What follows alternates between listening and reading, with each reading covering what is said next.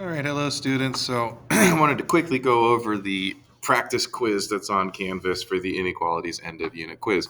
You should be able to do each of these problems. And so if you can't, make sure you're using the resources that are up here, the review problems, the other videos I've made. Make sure you're studying. We've got free tutoring. We have a lot of resources available to you. So be honest with yourself. Can you do these problems? Do you know how to do all of these without getting hints? You can use your notes, but you can't get hints from someone else when we actually do the assessment. So when I look at an inequality, I'm looking at a couple things. First thing I'm noticing is it's a less than. So it's going to shade below the line. The second thing I'm noticing is that it's an or equal to. So it's going to be a solid line. Let's see if that eliminates the answers. Can't be the first one because that shades above. Can't be the second one because that's a dashed line. The third one is the only one that fits the bill. It also happens to have a slope of -2 and a y-intercept of 8, but all of the boundary lines did. So I'm moving along to the next one. The only thing that's different about this one, the boundary line's the same. The only thing that's different is it's not underlined. So now I'm looking for a dashed line because it says y is less than. So it doesn't say or equal to. I don't have a solid line. I just have a dashed line, but I'm still looking for things that are underneath the line. So we have this one right here because that fits all the bills. None of the other ones work. These are both greater than problems. This is a less than or equal to because the boundary line is solid. All right, kind of keeping along the same theme here. This one says y is greater than, so I'm going to shade up above the line. And it does not say or equal to, so it is a dashed line. So I know that I'm looking for this option here because it is above the line and the boundary line is dashed. It is not solid. Number 4 completes the set here. It is this one here because this is a solid line and it is shading above the line.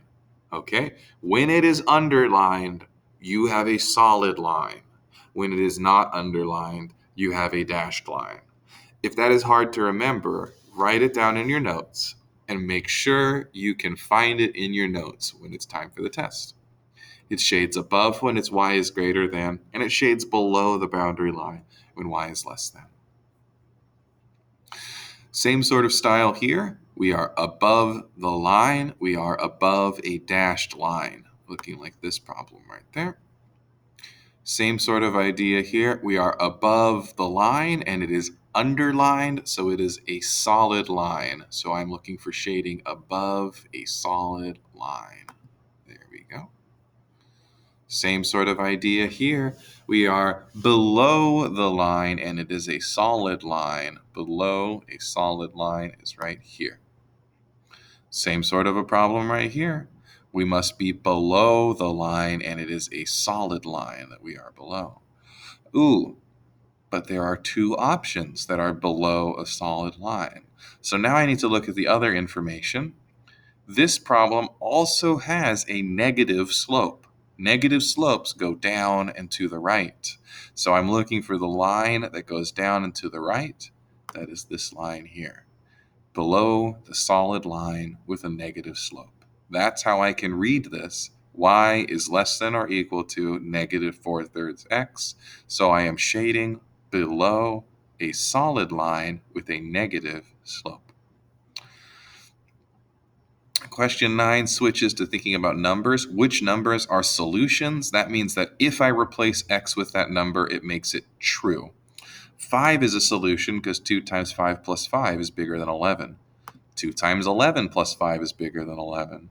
-5 is not a solution. 2 times -5 plus 5 is only -5. It's not 11. 3 is not a solution because 2 times 3 plus 5 equals 11, not greater than 11. 2 is not a solution, 0 is not a solution, and -11 is not a solution. You should try to run them through your own head in the formula as well. Same sort of concept here on number 10. Which of the following numbers are solutions? 3 is a solution because 2 times 3 is 6, and 10 minus 6 equals 4. I'm allowed to equal 4 here. 4 is a solution because 10 minus 2 times 4 is 2. It's smaller than 4. 0 is not a solution. 10 is a solution. 2 times 10 is 20. 10 minus 20 is smaller than 4. Positive 2 is not a solution, but positive 100 is, because 2 times 100 is 200, and 10 minus 200 is smaller than 4. Now we're doing a similar sort of thing, but we're looking at two variable inequalities. So we are looking for x plus 5 to be less than the y value, or the y value to be bigger than the x value plus 5. And that is actually equivalent to points being in this red shaded region, because this is shading above the boundary line of x plus 5. So you can either run the numbers through and say, is the y value bigger than x plus 5, like we practiced in class, or you can just say, do the points sit in the shaded area? Okay, 1 comma 2 does not work. It's not in the shaded area. 0 comma 8 does work. It's in the shaded area, and the y value 8 is bigger than 0 plus 5. 0 comma 3 is not in the shaded area. 3 is not bigger than 0 plus 5. 1 comma 11 is in the shaded area. Negative 1 comma 10 is also in the shaded area. Negative 2 comma 21 is also in the shaded area. The y value is bigger than the x value plus 5. Same sort of idea. We are comparing the y value to negative 2 times the x value plus 1. So is the y value less than or equal to negative 2x plus 1? In other words, is it in the shaded area? 5 comma 35 is way the heck up here. No, not in the shaded area. 0 comma 1 is right there on the boundary. That counts because it's a solid line. 0 comma negative 10 is down here and is in the shaded area. Negative 3 comma negative 40, definitely in the shaded area.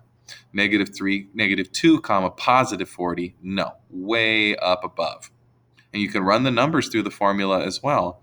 If the negative 2 times negative 2 is 4, 4 plus 1 is 5, and the y value of 40 is not less than 5.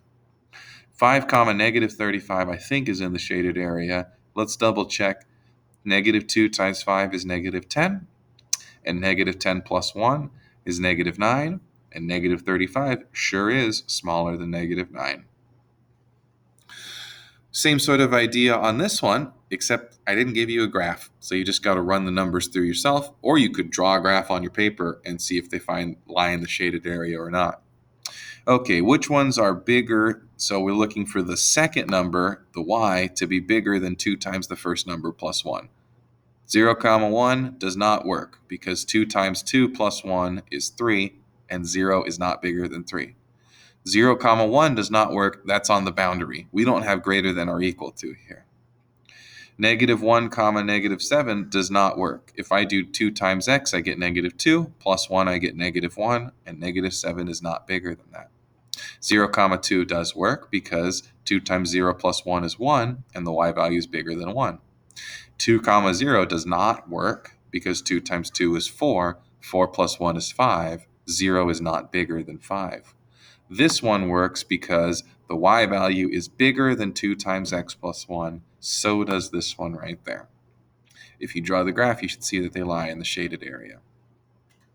Last one, number 14, we have a system of inequalities, and so that means you're looking for the region that is shaded by both inequalities. We have a red inequality and a blue inequality, and we have a purple region that is double shaded.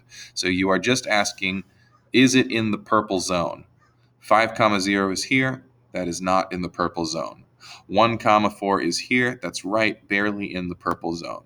Negative 1 comma 4 is also in the purple zone. 6 comma 0 is not in the purple zone. 4 comma negative 1 is not in the purple zone. 0 comma 5 is right here on the boundary, which is okay because it is a solid line. 0 comma 4 is in the purple zone. 0 comma 6 is outside, it's in the red zone. And 4 comma 0 is not, so I think those are the only ones. Last question, I believe, is to choose the system of inequalities. So what I'm noticing is that the red graph is above a dashed line, and the blue graph is below a solid line. So I am looking for a greater than, and I am looking for a less than or equal to. It is a greater than for the red graph because it's a dashed line, and it is a less than or equal to for the blue graph because it's a solid line. Additionally, the red graph has a positive slope and the blue graph has a negative slope. So putting all of that together, I know that I want it to be this one because the red graph has a positive slope and it has just a greater than. The blue graph has a negative slope and I see a less than or equal to. And that is that.